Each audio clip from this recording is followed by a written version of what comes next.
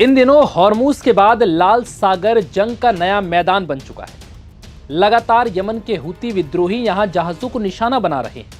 हाल ही में एक भारतीय मालवाहक जहाज को निशाना बनाने के बाद अब फिर से लाल सागर में एक टैंकर के पास जोरदार धमाके की खबर है।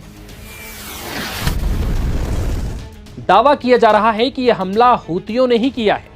हालांकि इसके कोई पुख्ता प्रमाण नहीं है, लेकिन यमन से अदन की खाड़ी की ओर मिसाइल दागे जाने की खबर ने पूरे इलाके की टेंशन बढ़ा दी है। हालांकि अब तक ये स्पष्ट नहीं हो सका कि यह हमला क्यों और किसने किया, और भारतीय जहाज को निशाना बनाने की घटना और ये ताजा घटना क्या एक दूसरे से जुड़ी है। United kingdom maritime trade operations ने बुधवार को इसको लेकर जानकारी साझा की। यह घटना अदन से करीब 95 नॉटिकल मील दक्षिण पूर्व में हुई। एडवाइजरी के मुताबिक टैंकर के कप्तान ने जहाज के बेहद करीब जोरदार धमाके की आवाज सुनने की सूचना दी। राहत की बात यह रही कि जहाज पर मौजूद सभी चालक दल पूरी तरह से सुरक्षित बताए जा रहे हैं। अब सवाल यह उठ रहा है कि क्या विद्रोहियों ने ही मिसाइल दागी। न्यूज एजेंसी सिन्हुआ को यमन के सेंट्रल अल बायदा प्रांत में हूती नियंत्रित इलाके मुकायरस ने लोगों ने यह जानकारी दी कि हूती ने इलाके से अदन की खाड़ी की ओर एक मिसाइल लॉन्च की।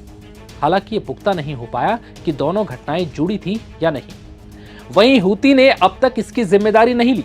यह घटना हूती और सऊदी अरब में बढ़ते तनाव के बीच हुई है, जिसके बाद कई सवाल उठने लगे कि क्या हॉर्मूज के बाद अब लाल सागर जंग का नया मैदान बन चुका है।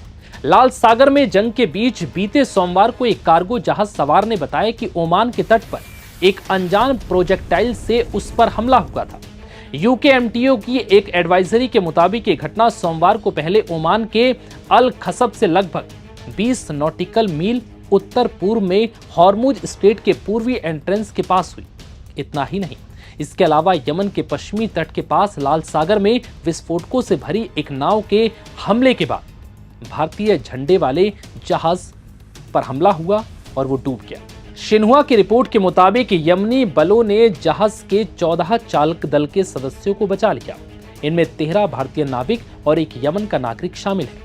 हालांकि हमला कब हुआ इसकी जानकारी नहीं दी गई। सरकार समर्थित नेशनल रेजिस्टेंस फोर्सेस ने एक बयान में कहा है कि तटरक्षक बल और नौसेना की इकाइयों ने संयुक्त अभियान चलाकर फैजे नूर औलिया नामक जहाज के चालक दल को बचाया है। ये जहाज हूती विद्रोहियों के कब्जे वाले बंदरगाह शहर होदेदाह से लगभग 13 समुद्री मील दक्षिण में हमले का शिकार हुआ था। जहाज पर मौजूद सभी 14 लोगों को सुरक्षित बचा लिया गया और सुरक्षित स्थानों पर पहुंचा दिया गया। उन्हें चिकित्सीय सहायता भी दी गई और किसी के हताहत होने की भी सूचना नहीं है। वहीं एनआरएफ ने इस हमले के लिए यमन के हूती समूह को जिम्मेदार ठहराया, लेकिन अभी तक हूतियों की ओर से इस पर कोई प्रतिक्रिया नहीं आई है।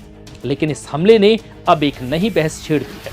ये बहस ये है कि क्या अब हॉर्मूज स्ट्रेट के बाद लाल सागर एक नया युद्ध का मैदान बन चुका है, क्योंकि लगातार यहां मालवाहक जहाजों को निशाना बनाया जा रहा है और आरोप हूती पर लग रहे हैं।